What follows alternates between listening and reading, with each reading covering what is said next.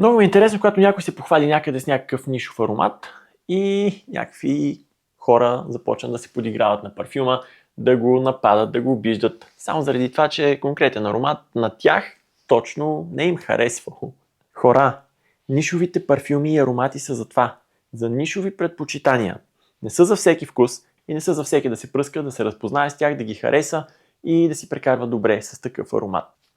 Ако търсите нещо, което да се хареса на всеки, синия Versace Dylan Blue.